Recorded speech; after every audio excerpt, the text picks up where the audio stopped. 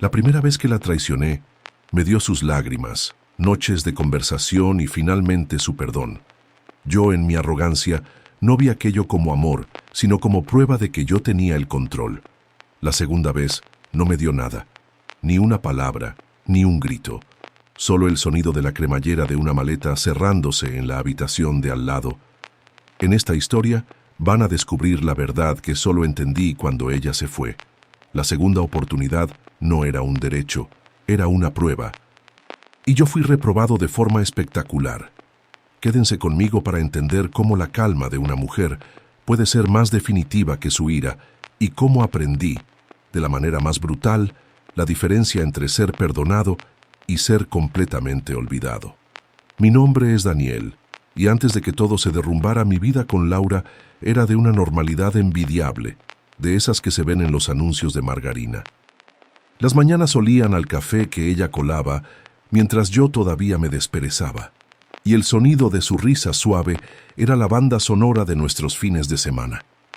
Vivíamos en un apartamento con sol por la mañana, y me acostumbré a verla regando las plantas en el balcón, un ritual que me traía una paz que yo no valoraba. La rutina era nuestro santuario, cenas durante la semana donde hablábamos del trabajo, y los domingos perezosos que pasábamos en el sofá haciendo maratones de series. Tenía un buen empleo, una esposa que consideraba hermosa y dedicada, y la certeza complaciente de que aquel era mi universo inmutable. Era una vida cómoda, predecible, y mirando hacia atrás, de una preciosidad que mi estupidez no me permitía ver. Yo flotaba en esa burbuja de contentamiento, sin tener idea de que yo mismo era la aguja que estaba a punto de reventarla. Mi gran fallo, el defecto de fábrica en mi alma, siempre fue una arrogancia disfrazada de autoconfianza. No me veía como una mala persona, solo como el protagonista de mi propia historia, y por extensión de la de Laura también. Recuerdo claramente una vez que planeábamos un viaje de vacaciones. Ella pasó semanas investigando, armando itinerarios, emocionada con cada pequeño detalle. Una noche me lo presentó todo con un brillo en los ojos. En lugar de celebrar su esfuerzo, escuché, di algunas opiniones vagas y al final dije algo como: «Excelente trabajo, amor. Pero deja que yo lo cierre todo, para asegurarme de que salga perfecto». Yo veía su empeño como un adorable borrador para mi versión final y definitiva. No lo hacía por maldad, sino por la creencia de que mi visión era, en última instancia, la correcta. Este orgullo sutil permeaba todo, haciéndome creer que yo era el arquitecto de nuestra felicidad, y ella, la agradecida habitante del palacio que yo construí. La estructura que sostenía mi identidad era importante. Laura no era solo mi esposa, era la validación de mi éxito como hombre. Era la prueba de que yo había tomado las decisiones correctas. Amaba la forma en que los otros nos veían, la pareja perfecta.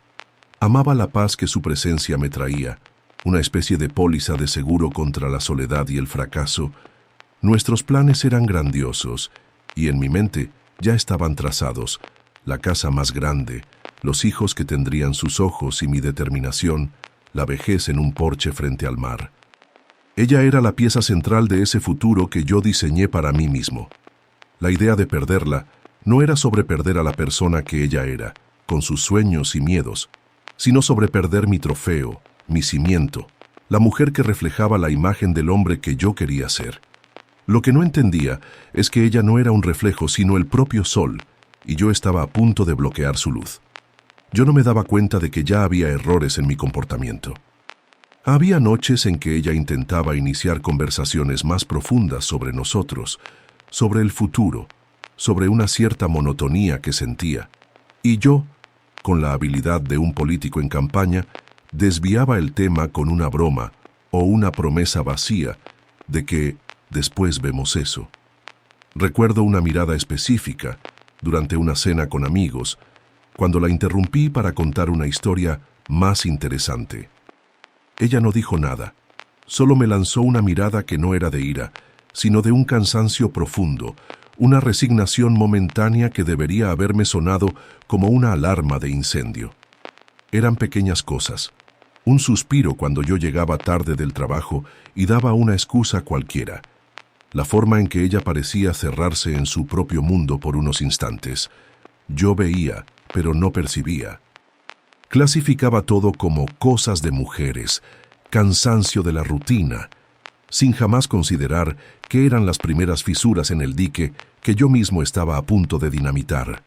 La primera traición. Es hasta vergonzoso describir lo banal y cliché que fue. Un desliz estúpido, como yo mismo lo clasifiqué más tarde. Ocurrió durante una conferencia en otra ciudad. Era un ambiente artificial, con cenas corporativas regadas con vino y conversaciones que se extendían hasta la madrugada. Había una colega, más joven, que me miraba con una admiración que inflaba mi ego ya sobredimensionado. Su atención era un postre que no necesitaba, pero que decidí probar por pura gula. Recuerdo el ruido del hielo en el vaso de whisky, la música ambiente del lobby del hotel, la sensación de estar en una película, momentáneamente desconectado de mi vida real. No hubo pasión, ni siquiera un gran dilema moral. Fue un acto impensado, egoísta, movido por la vanidad y por la falsa sensación de que aquello no pasaba de un paréntesis en mi historia principal, un secreto inofensivo que moriría allí, en aquella genérica habitación de hotel. Apenas sabía que acababa de demoler los cimientos de mi propia casa. El descubrimiento fue un desastre, un mensaje olvidado en el celular, una metedura de pata imperdonable. El shock inicial no fue con su dolor, sino con el hecho de que me hubieran atrapado. Mi primer instinto fue el de un animal acorralado, la negación. No es lo que estás pensando, la frase más patética y predecible del manual de los infieles, pero no había cómo negarlo. La prueba estaba allí, brillando en la pantalla del celular, y entonces vi su dolor. No era la ira que esperaba, sino una implosión. Sus lágrimas no eran ruidosas, corrían en silencio, como si lavaran por dentro toda la imagen que ella tenía de mí o de nosotros. Verla derrumbarse de esa forma me golpeó, pero siendo honesto conmigo mismo ahora, mi pánico era egocéntrico. Mi mundo perfecto, mi rutina segura, mi futuro planeado. Todo parecía estar evaporándose ante mis ojos. El torbellino en mi cabeza no era de remordimiento, todavía no, sino de puro terror a perder el control de mi vida bien organizada. Tras el impacto inicial, tuve un conflicto en mi mente. Por un lado, el miedo paralizante de perderla, de quedarme solo en el apartamento que construimos, de tener que anunciar el fracaso de mi matrimonio a la familia y los amigos. Por el otro, la necesidad urgente de montar una operación de control de daños. La conversación que tenía conmigo mismo no era sobre cómo pude causar tanto dolor a alguien que amaba, sino sobre cuál sería el mejor guión a seguir. Necesito ser humilde, pensaba, pero no patético. Necesito mostrar arrepentimiento, pero mantener la dignidad. Mis mayores miedos no eran sobre su alma, sino sobre mi estatus. ¿Y si me dejaba? ¿Qué pensaría la gente? ¿Cómo reconstruiría mi vida cómoda? Mi mente trabajaba frenéticamente, no para curar la herida que abrí, sino para encontrar el vendaje más rápido y eficaz que pudiera detener la hemorragia y permitirme volver a la normalidad lo más rápido posible. Era una cuestión de logística, no de contrición. Mi decisión, por lo tanto, fue que iba a reconquistarla. Encaré la situación como el mayor desafío profesional de mi vida. Recuerdo el momento exacto en que el interruptor cambió. Fue después de horas de llanto y de conversaciones dolorosas que se prolongaron toda la noche. La vi exhausta y fragilizada, dormida en el sofá, y en lugar de sentir una ola de compasión pura, lo que sentí fue una chispa de determinación. Yo puedo arreglar esto, me dije a mí mismo. En ese instante, dejé de ser el acusado para convertirme en el abogado defensor y el héroe de mi propia redención. El cambio de postura fue inmediato. Enderecé los hombros, respiré hondo y comencé a planear mi campaña. Ya no había vuelta atrás. El objetivo era obtener el perdón, costara lo que costara, y sellar la grieta en nuestra relación para que todo volviera a ser como antes. El primer paso concreto de mi operación Reconquista fue un cliché cinematográfico. A la mañana siguiente, mientras ella aún dormía, salí de casa y fui a la florería más cara de la ciudad. Compré el ramo de rosas rojas más grande que encontré, tan grande que era casi vulgar. Después, pasé por una panadería y compré todos los productos que a ella le encantaban para un desayuno extravagante. Cada acción estaba calculada. La elección de las flores, el pan de queso calentito, el zumo de naranja fresco. No era solo una petición de disculpas, era una producción. Al arreglar la mesa, sentí una extraña sensación de poder, como un director de teatro montando el escenario perfecto para la escena crucial. Este acto no era solo sobre pedir perdón, era la manifestación física de mi decisión de luchar, de controlar la narrativa. Al ver todo listo, sentí una punzada de orgullo. Era el primer paso de un largo camino, pero un camino que, en mi cabeza, tenía un destino seguro: la absolución. Laura se despertó y vio la escena. Su reacción no fue la que esperaba. No hubo una sonrisa de alivio o un abrazo inmediato. Miró la mesa, las flores y luego a mí, con una tristeza que parecía haber envejecido su rostro en una sola noche. Se sentó, pero apenas tocó la comida. Sin embargo, aceptó conversar. Y esa fue la consecuencia que yo, en mi ceguera, interpreté como una victoria. Escuchó mis promesas, mis juramentos de amor eterno, mi actuación de arrepentimiento. Lloré, y mis lágrimas eran genuinas, pero eran lágrimas de miedo a la pérdida, no de empatía por su dolor. Ella accedió a intentarlo, a dar una oportunidad, y yo, en lugar de ver la fuerza monumental que aquel acto exigía de ella, vi una brecha. Vi la prueba de que ella me necesitaba, de que su amor era de hecho incondicional. Su incredulidad inicial, que debería haberme asustado, solo solidificó mi determinación de que mi plan estaba funcionando. Estaba rompiendo sus defensas. Y entonces llegó el perdón. Después de semanas de esfuerzo continuo por mi parte y de una agonía silenciosa por parte de ella, finalmente dijo las palabras que tanto ansiaba oír: «Te perdono». El alivio que sentí fue abrumador, como el de un condenado en el corredor de la muerte recibiendo el indulto del gobernador. Pero ese alivio rápidamente se metamorfoseó en algo peligroso. La nueva realidad para mí era que había sido puesto a prueba y aprobado. Había cometido el peor de los pecados conyugales y aún así, ella no había podido dejarme. En mi arrogancia fatal, interpreté su perdón no como un acto de amor y coraje, sino como la confirmación de mi teoría. Ella era dependiente de mí. A partir de ese momento, la dinámica de nuestra relación cambió en mi cabeza. Ya no era un compañero igual, era el centro de gravedad. Yo tenía las riendas. Su perdón se convirtió para mí en una póliza de seguro, una garantía de que yo tenía el control. La base para mi error final estaba trágicamente consolidada.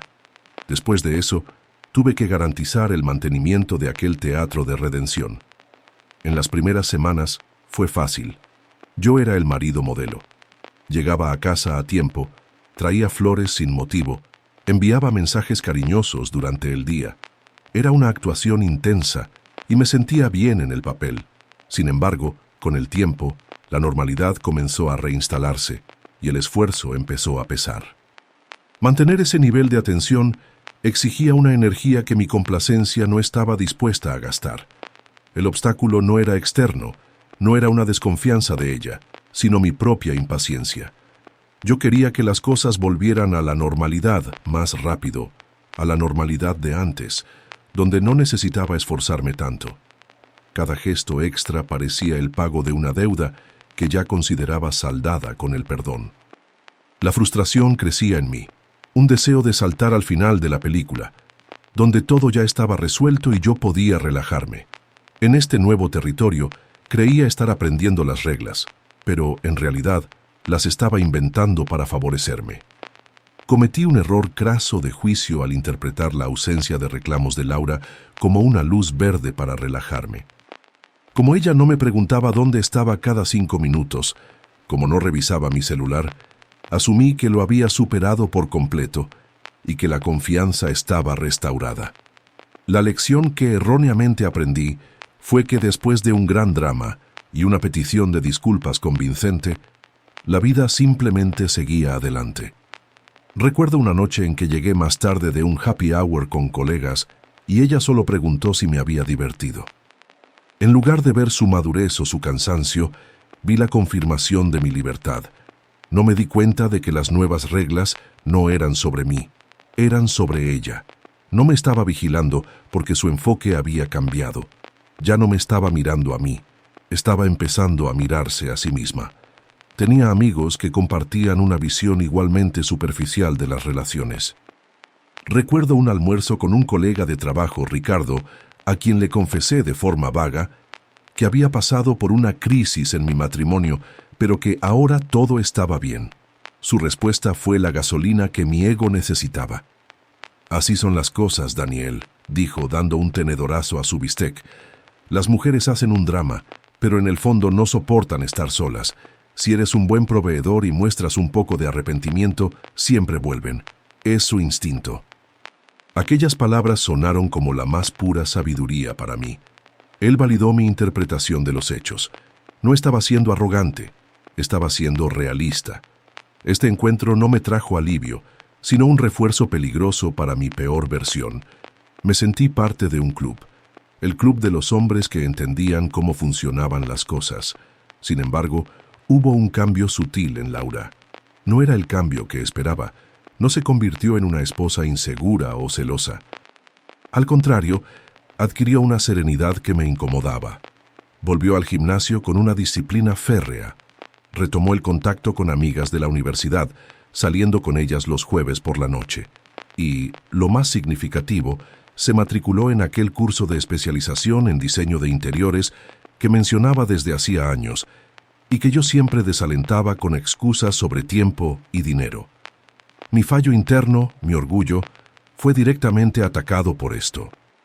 ¿Cómo se atrevía a construir un mundo tan vibrante sin mi participación, sin mi aprobación? No podía procesarlo. En lugar de admitir que su independencia me asustaba, lo racionalicé. «Qué bien, se está cuidando, superando el trauma», me decía a mí mismo y a los demás.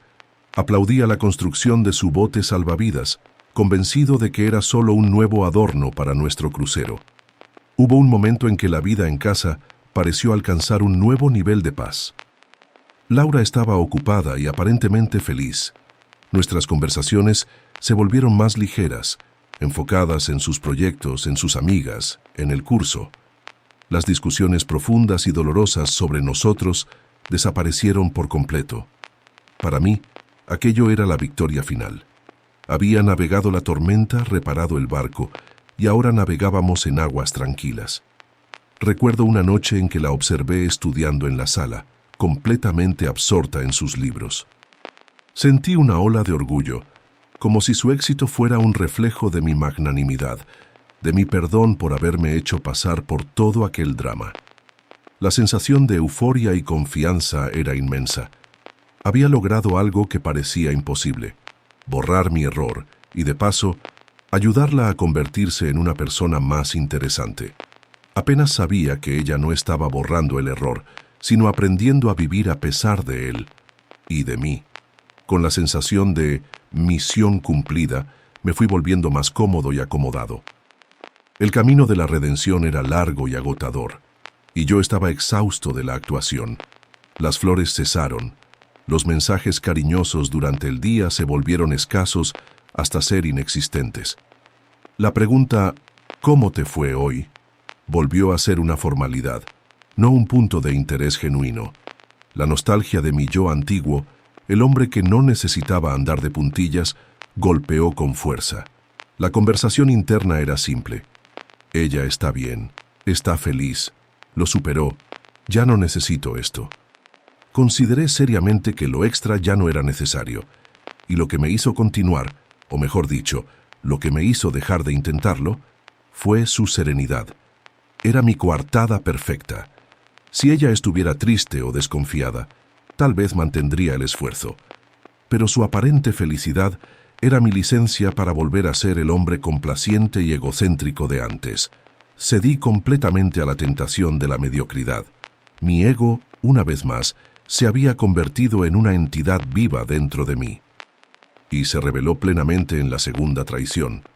Ocurrió de forma aún más banal que la primera: un viaje de trabajo, una colega insistente, una noche de copas en un bar de aeropuerto. Esta vez no hubo ni una pizca de aquel nerviosismo inicial. La conversación interna fue corta y directa. ¿Por qué no?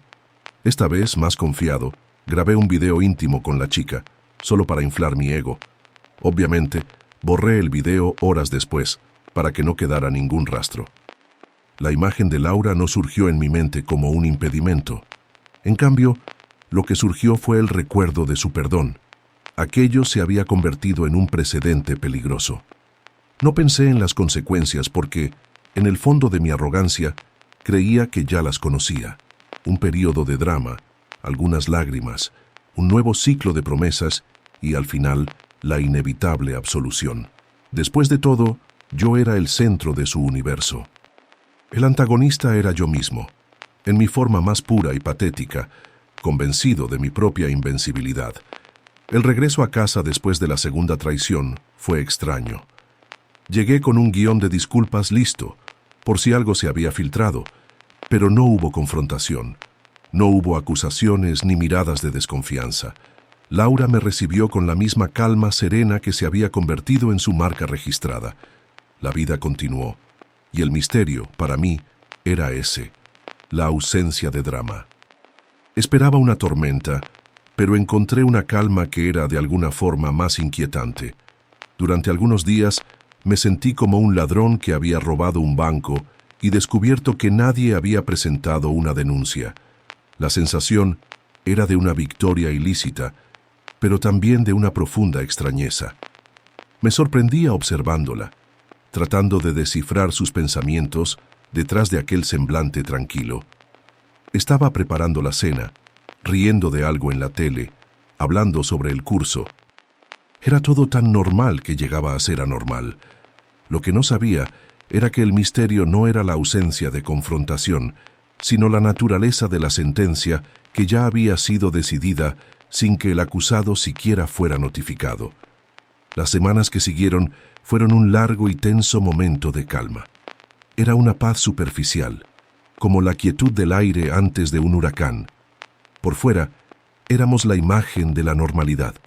Cenábamos juntos, conversábamos sobre banalidades, dormíamos en la misma cama. Pero algo era fundamentalmente diferente. La conexión que antes sentía como un cable de acero, ahora parecía un hilo de seda flojo.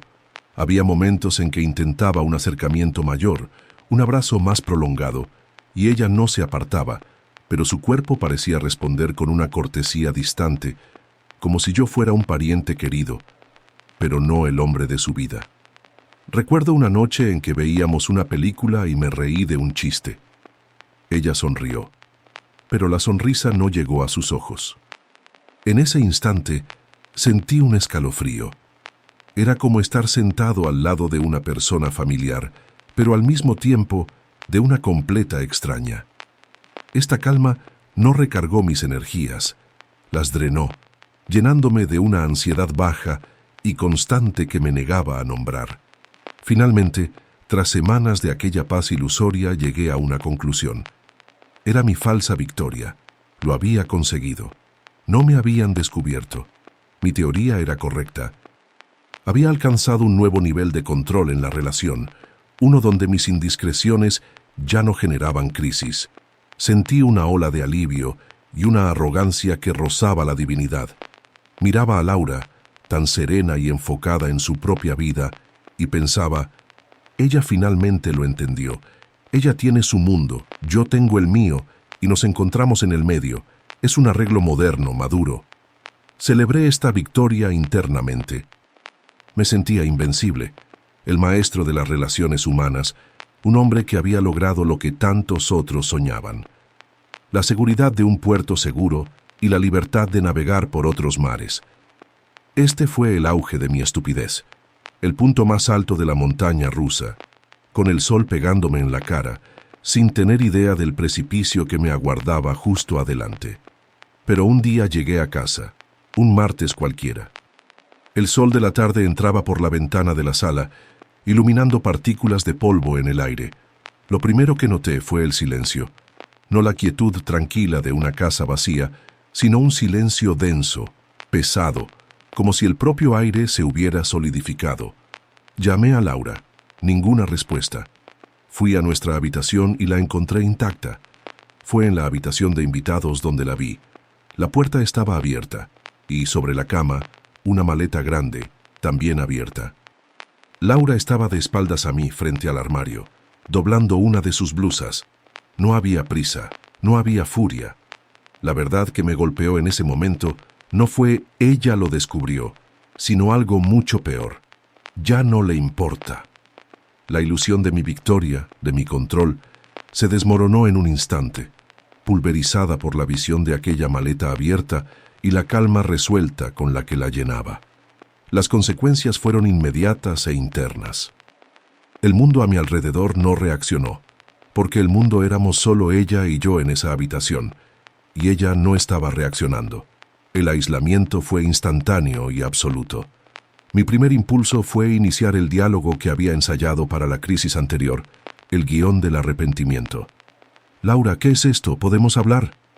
Las palabras salieron débiles, patéticas. Dejó de doblar la blusa por un segundo, giró la cabeza y me miró. Fue la mirada más devastadora que he recibido. No había odio, no había tristeza, no había amor. Era una mirada impersonal, el tipo de mirada que le das a un mueble que está en tu camino. Una mirada de indiferencia. Y entonces negó con la cabeza, una sola vez, de forma lenta y definitiva, y volvió a doblar la blusa. En ese momento perdí todo el apoyo del universo. Ya no había juez, ni jurado, ni público. Solo estaba yo, el acusado, y la sentencia ejecutándose sin ninguna explicación. A partir de ese instante, comenzó mi descenso en caída libre.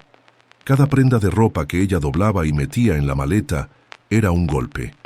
Un vestido de verano y recordaba un viaje nuestro. Un suéter viejo y veía una noche de película en el sofá. Era un efecto dominó de recuerdos siendo empaquetados y llevados lejos de mí.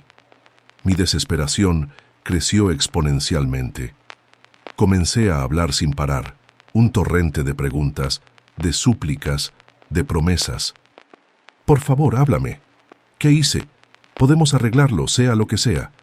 Mi voz resonaba en la habitación, pero chocaba contra ella y volvía a mí, inútil. Ella no se inmutó.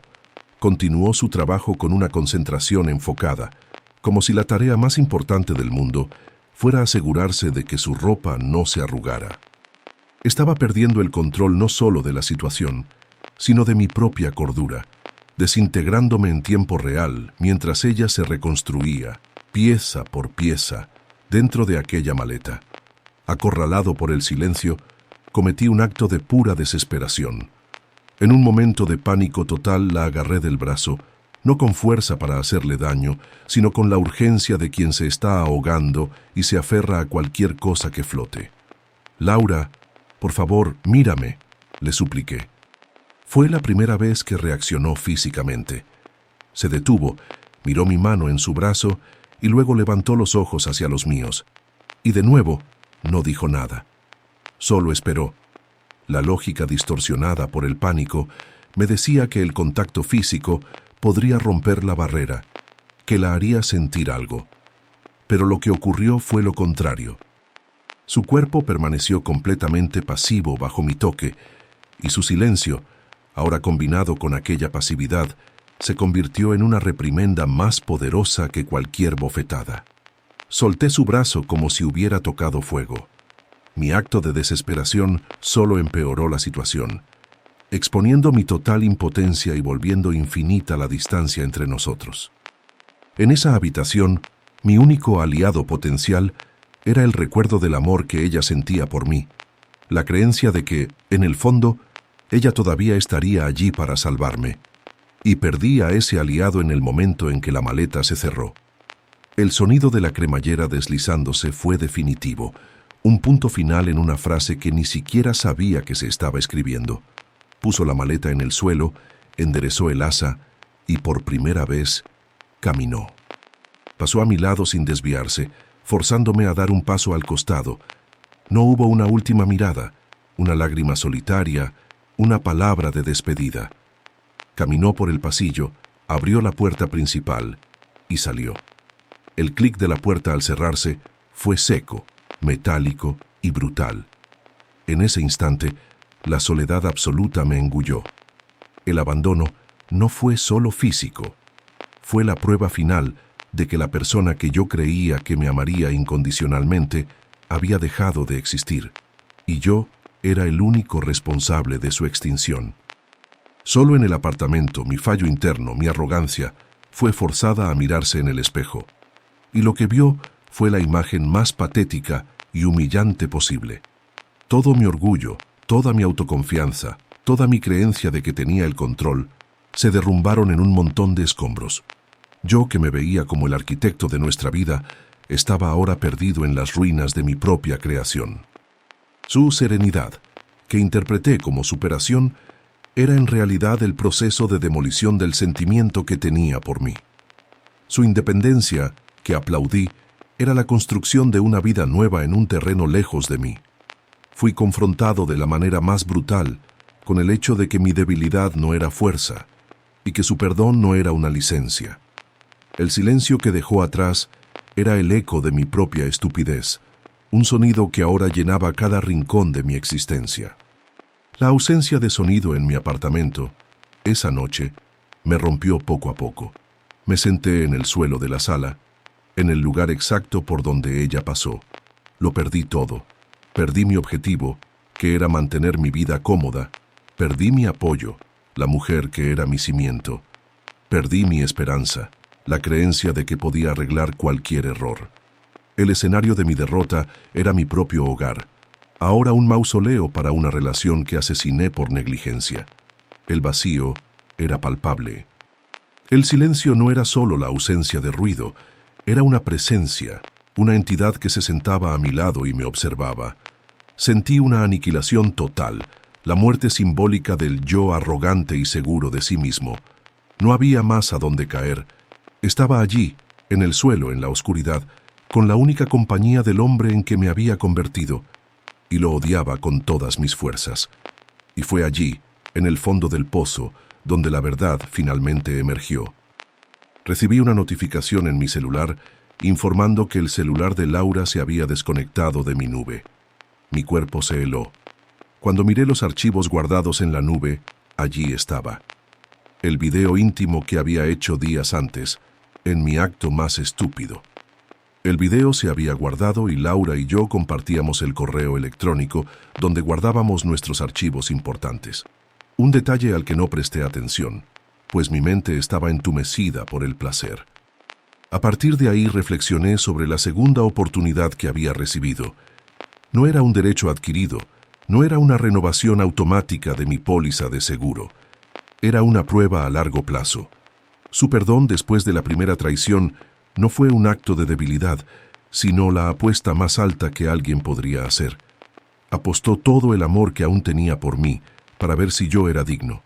Me entregó la joya más preciosa y se quedó observando para ver si la guardaría o la arrojaría al lodo. Y fallé. Miserablemente. Su serenidad, su gimnasio, sus amigas, su curso, no era ella superando el trauma. Era ella construyendo su propia arca, tabla por tabla, mientras esperaba a ver si yo era capaz de impedir el diluvio. No lo fui. Ya no había esperanza en el sentido de reconquistarla. Esa esperanza murió con el clic de la puerta. La semilla que brotó esa noche fue de una naturaleza diferente, más sombría y quizás más honesta. Era la esperanza de un día entender completamente la dimensión de mi error. El vislumbre de un nuevo plan no era sobre tenerla de vuelta, sino sobre aprender a vivir con su ausencia, no como una víctima, sino como el autor de mi propia tragedia. La esperanza que nació allí no era ingenua. Fue forjada en el fuego de mi derrota absoluta.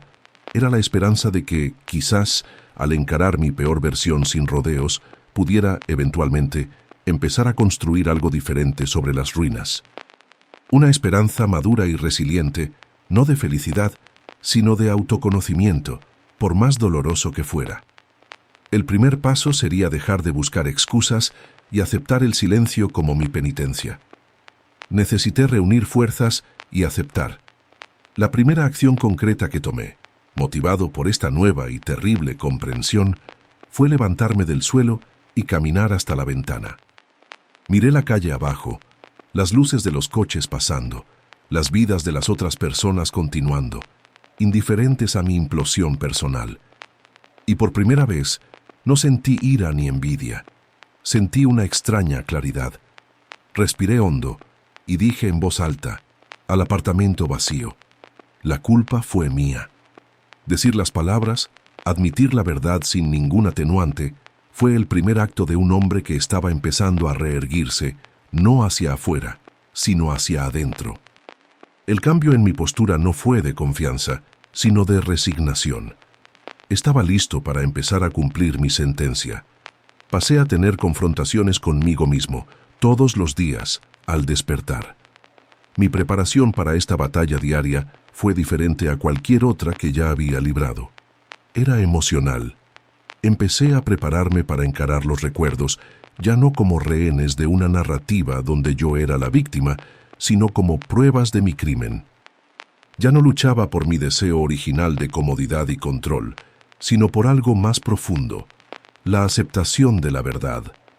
La preparación consistía en pequeños actos de coraje: mirar su silla vacía en la mesa del comedor sin desviar la mirada, coger un libro que ella dejó atrás y sentir el peso de su ausencia. Era una preparación silenciosa, hecha de dolor y de una calma resuelta, no para vencer, sino para aguantar, para sobrevivir al eco constante de mi propia falla.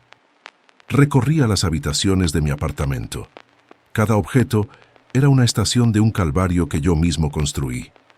El portarretratos con nuestra foto de boda en la estantería, que antes era un trofeo de mi éxito, ahora era un monumento a mi estupidez.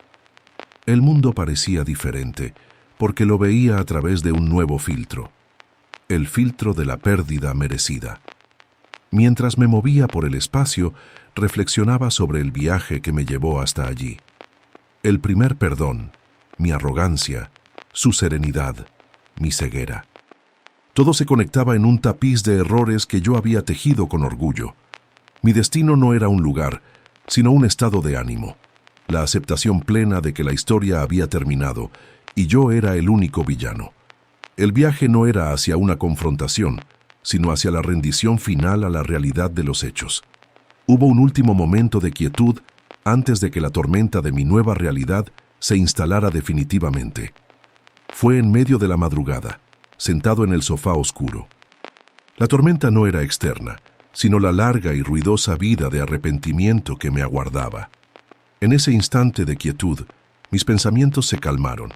Ya no había miedo, solo aceptación. Ya no había esperanza de un final feliz, solo el propósito de entender. Reflexioné sobre el hombre que era, confiado, controlador, ciego, y el hombre en que me estaba convirtiendo, roto, solitario, pero con los ojos finalmente abiertos.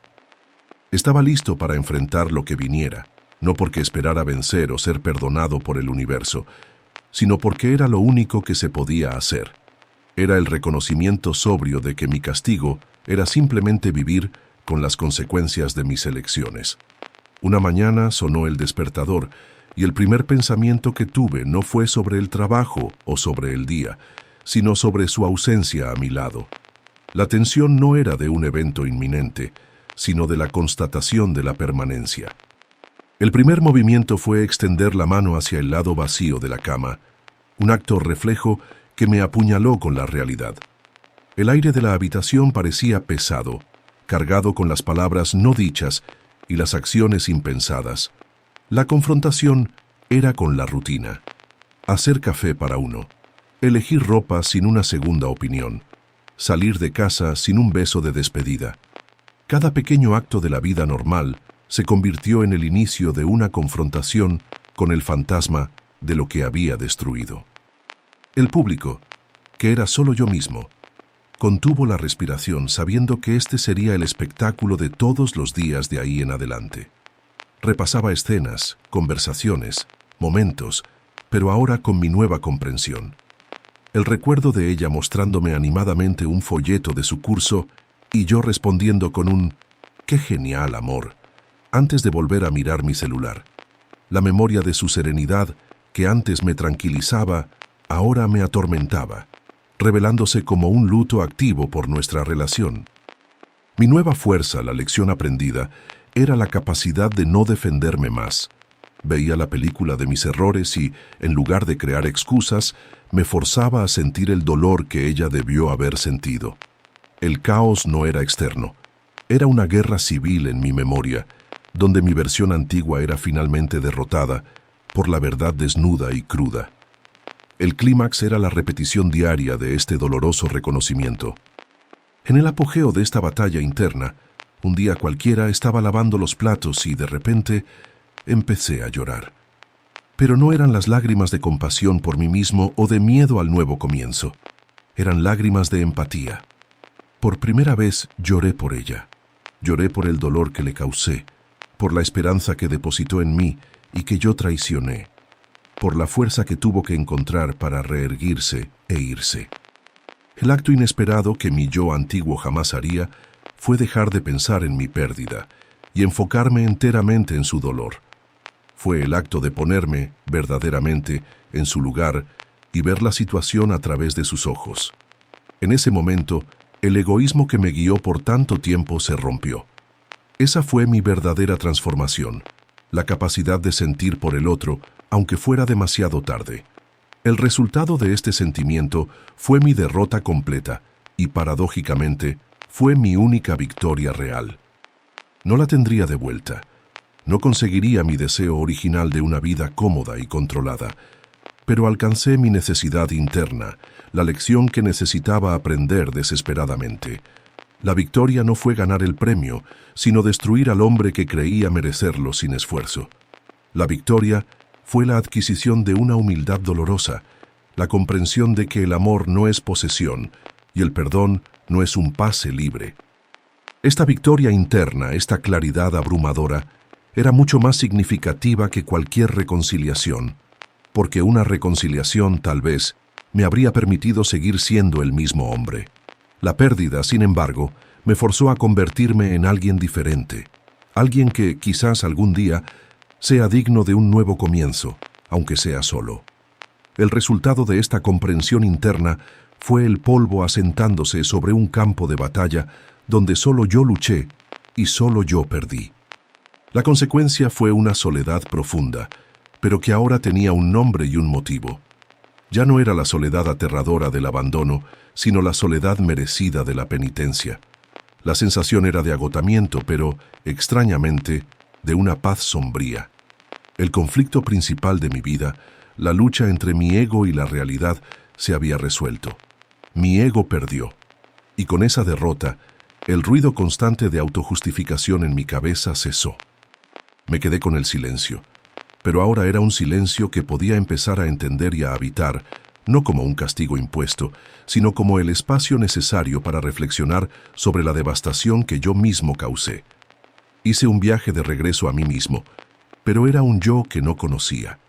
El viaje ocurría dentro de las 4 paredes del apartamento. Comencé a observar el mundo de una forma diferente. Veía parejas en la calle y ya no sentía la punzada de orgullo por tener la mejor relación, sino una punzada de esperanza por ellos, un deseo silencioso de que se cuidaran mejor de lo que yo me cuidé. Interactuaba con la gente en el trabajo con más atención, escuchando más de lo que hablaba, percibiendo los matices que antes me pasaban desapercibidos. Mis pequeñas acciones y observaciones mostraban el cambio. Estaba aprendiendo a vivir de afuera hacia adentro, observando el mundo para entenderme, en vez de proyectar mi mundo sobre todos los demás. El viaje de regreso era, en realidad, un viaje hacia un nuevo punto de partida. Tuve una reconexión importante con el recuerdo de Laura de una forma más honesta. Un día, mientras ordenaba algunas cosas, encontré una nota que ella me había dejado años atrás, escondida en un libro, hablando de un sueño tonto que tenía. En el pasado lo habría encontrado encantador pero trivial. Ahora, al leerlo, sentí el peso de ese sueño, la vulnerabilidad que compartió conmigo y que yo descarté con un gesto de la cabeza. La interacción con este recuerdo fue diferente. Ya no estaba la lente de mi arrogancia, solo estaba la claridad de la persona maravillosa que era y que no supe valorar. Fue un perdón que le concedí en mi mente, por haberse ido, y una petición de perdón que le hice en silencio, por haberla forzado a irse. Este ciclo emocional, cerrado solo dentro de mí, fue un paso crucial en mi nueva jornada. Mi nuevo mundo normal es drásticamente diferente al del inicio de la historia. La rutina todavía existe, pero sus contornos son otros. El olor a café por la mañana es el mismo, pero ahora acompaña el sonido de las noticias en la radio, no de su risa. El sol todavía entra por el balcón, pero las plantas que ella dejó ahora las cuido yo. Un ritual sagrado de recuerdo y penitencia. La diferencia fundamental no está en lo que hago, sino en cómo lo hago. Hay una intención, una atención plena en cada acto, como si estuviera intentando compensar una vida entera de negligencia. Mi paz mental ya no viene de la complacencia, sino de la aceptación. Es una vida más tranquila, más solitaria, pero infinitamente más honesta. Es el mundo de un hombre que aprendió el valor de las cosas de la manera más difícil posible, perdiéndolas. Sentí un borrador de mi transformación en una escena pequeña y trivial. Estaba en el supermercado y delante de mí, un joven dejó caer un frasco de aceitunas que se hizo añicos en el suelo. El antiguo Daniel habría resoplado con impaciencia. Tal vez se habría desviado y seguido adelante, pensando en el retraso que aquello causaría. Pero el nuevo Daniel se detuvo. Miró al chico, que estaba rojo de vergüenza, y dijo: «Son cosas que pasan, amigo. Déjame ayudarte». Y me agaché con él para recoger los trozos de vidrio, mientras esperábamos a que llegara un empleado. En ese gesto simple, de agacharme para ayudar a un extraño en su pequeño momento de caos, vi la prueba.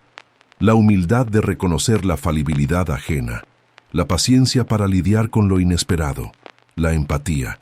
Era algo que Laura siempre tuvo de sobra y que yo, finalmente, empezaba a aprender. Mirando hacia atrás, este viaje fue un desastre que yo mismo proyecté. El costo fue todo lo que tenía de más valioso, la compañía y el amor de una mujer extraordinaria.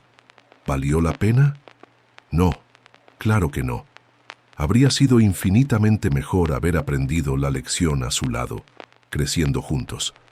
Pero, dado el hombre que yo era, quizás esta implosión era la única manera de que yo realmente cambiara. La pérdida fue el precio de mi educación sentimental. Mi reflexión sobre el tema de la historia es dolorosamente clara. El amor da segundas oportunidades, pero no está obligado a dar terceras. El perdón es un acto de fe. Y la fe, cuando es traicionada repetidamente, simplemente se acaba. La lección que internalicé es que el control es una ilusión, y lo único que podemos realmente manejar es nuestra propia integridad. Yo fallé en manejar la mía. Todavía no tengo grandes planes para el futuro, ni imagino un nuevo amor en el horizonte. Sería una falta de respeto a la lección que aprendí. El futuro, para mí, es un lienzo en blanco que no tengo prisa por pintar. Hay una curiosidad sobre el hombre en que continuaré convirtiéndome, pero no hay ansiedad. La base de mi vida ahora no es más la de un castillo de naipes de éxito y apariencias, sino un cimiento más sólido, aunque más pequeño, construido con el cemento de la autoconciencia y el dolor. Sé que la soledad será una compañera por un largo tiempo, pero ya no la temo. El futuro es un día a la vez, un intento a la vez de ser un poco mejor que el hombre que fui ayer. Hoy, la puerta principal de mi apartamento es un símbolo. Antes, para mí, la puerta era solo un pasaje, algo que se abría a mi vida cómoda. Cuando Laura salió por ella, la puerta se convirtió en un símbolo de rechazo y pérdida, la barrera entre yo y la felicidad. Ahora, su significado ha cambiado de nuevo. Todas las noches, antes de dormir, la cierro con llave.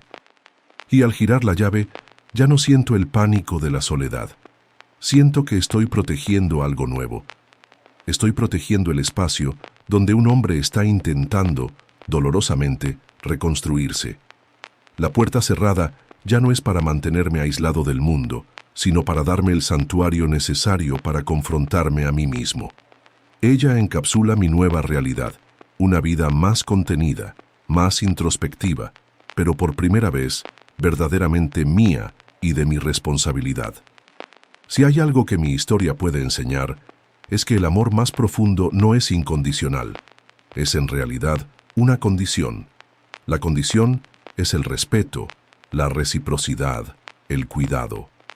Creemos que las personas que nos aman siempre estarán ahí, como una red de seguridad. No importa cuán alto e imprudentemente saltemos, pero toda red tiene un límite, y el perdón de alguien no es una debilidad para ser explotada, sino la demostración final de su fortaleza. Presten atención al silencio. Presten atención a la serenidad que surge después de una tormenta.